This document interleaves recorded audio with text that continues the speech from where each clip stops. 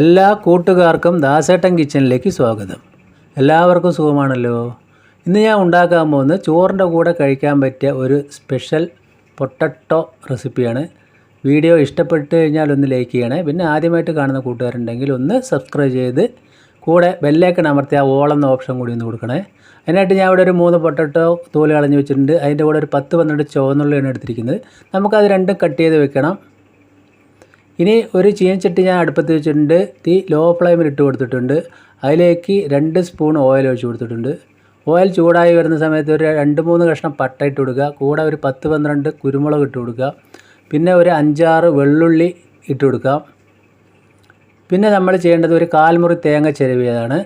അതുകൂടി ചേർത്ത് നമ്മളിതൊന്ന് ചുവക്കെ വറുത്തെടുക്കണം. ഇനി അതിലേക്ക് ഒരു 1/4 സ്പൂൺ ചെറിയ ജീരകം കൂടി ചേർത്ത് കൊടുക്കുന്നുണ്ട്.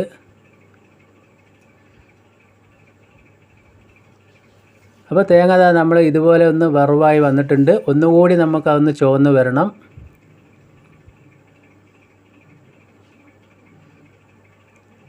അപ്പോൾ ഇതേപോലെ നമ്മൾക്ക് അതൊന്ന് ബ്രൗൺ നിറമാകുന്ന സമയത്ത് നമ്മൾക്ക് അതിലേക്ക് ഒരു 1/2 സ്പൂൺ മല്ലിപ്പൊടി, 1/2 സ്പൂൺ മുളക് പൊടി, ഇത് രണ്ടും ചേർത്ത് നല്ലതുപോലെ ഒന്ന് മിക്സ് ചെയ്യാം. എന്നതിന് ശേഷം നമുക്ക് ഉടനെ ഫ്ലെയിം ഓഫാക്കി വയ്ക്കാം.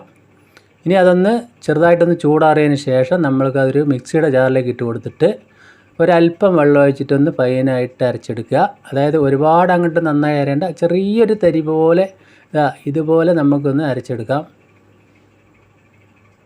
അപ്പോൾ നമ്മൾ ഒരു ഫ്രൈ പാൻ അടുപ്പത്ത് വെച്ചിട്ടുണ്ട്. തീ ലോ ടു മീഡിയം ഫ്ലെയിമിലാണ്. 2 സ്പൂൺ ഓയിൽ ഒഴിച്ച് കൊടുത്തിട്ടുണ്ട്. ഓയിൽ ചൂടാകുന്ന സമയത്ത് കുറച്ച് കടുകിട്ട് കൊടുത്തിട്ടുണ്ട്. കടുക് പൊട്ടുന്ന സമയത്ത് നമ്മൾ ആ ചുവന്നുള്ളി കട്ട് ചെയ്തിട്ട് കൊടുക്കാം. അതായത് ഒരുപാട് പൊടിയായിട്ടില്ല, അല്പം വലുതായിട്ട്. ഒന്ന് മിക്സ് ചെയ്തതിന് ശേഷം കൂടെ തന്നെ നമ്മൾക്ക് ആ ഉരുളക്കിഴങ്ങ് ചേർത്ത് കൊടുക്കാം. കഴുകി കട്ട് ചെയ്തതാണ്. ഇതേ വലിപ്പത്തിലാണ് കട്ട് ചെയ്തിരിക്കുന്നത്. അത് ചേർത്ത് നല്ലതുപോലെ ഒന്ന് മിക്സ് ചെയ്ത് കൊടുക്കുക. ഇനി നമുക്ക് അതിലേക്ക് കുറച്ച് പൊടിയുപ്പ് ചേർത്ത് കൊടുക്കാം.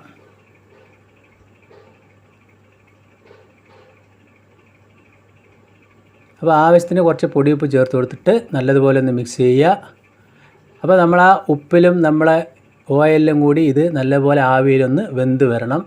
അതിനായിട്ട് ഞാനിവിടെ ഒരു 4 മിനിറ്റോളം ഒന്ന് അടച്ച് വയ്ക്കുന്നുണ്ട്.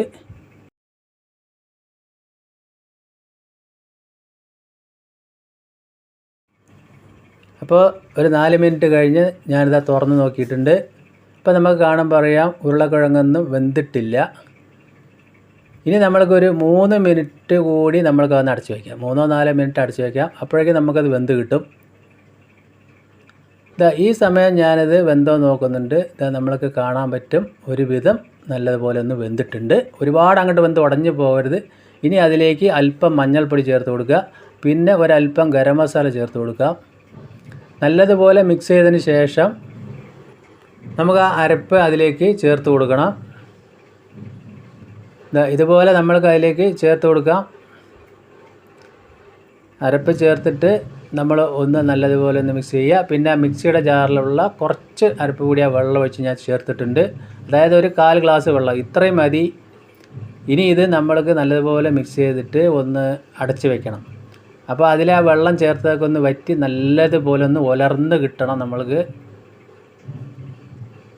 ഈ സമയം ഞാൻ ഉപ്പ് നോക്കുന്നുണ്ട്. ഉപ്പ് പോരാകുന്നുണ്ട്. കുറച്ചുകൂടി പൊടിയുപ്പ് ഞാനിപ്പോൾ ചേർത്ത് കൊടുക്കുന്നുണ്ട്.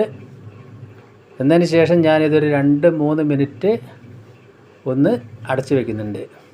അപ്പോൾ ഇതേപോലെ പൊട്ടറ്റോ ചെയ്താത്തവരുണ്ടെങ്കിൽ എന്തായാലും ഒന്ന് ചെയ്ത് നോക്കുക.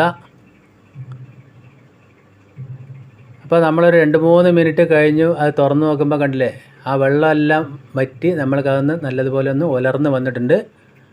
ഒന്നുകൂടി നമുക്കതൊന്ന് ഉലർന്ന് വരാൻ ഇപ്പോൾ നമ്മളൊരു ലോ ഫ്ലെയിമിൽ തന്നെ ഇട്ട് കൊടുക്കുക. അപ്പോൾ നമ്മൾ ചിക്കനോ ബീഫൊക്കെ ഉലർത്തുന്ന മാതിരിയല്ല ഇത്. പൊട്ടറ്റോ നമ്മൾ പെട്ടെന്ന് വെന്ത് ഉടയുന്നതുകൊണ്ട് തന്നെ ഇതുപോലെ ഒന്ന് ചെയ്ത് നോക്കുക. അപ്പോൾ മസാലയൊക്കെ നല്ലപോലെ ചേർന്ന് അതിലേക്ക് പിടിച്ചിട്ടുണ്ട്.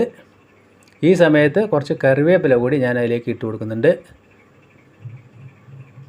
അപ്പോൾ ഇതുപോലെ ചെയ്യാത്തവർ എന്തായാലും ഒന്ന് ചെയ്ത് നോക്കുക. നമ്മൾ ലഞ്ച് ബോക്സിലൊക്കെ വെച്ച് കൊടുക്കാനൊക്കെ നല്ല ഒരു റെസിപ്പിയാണ്.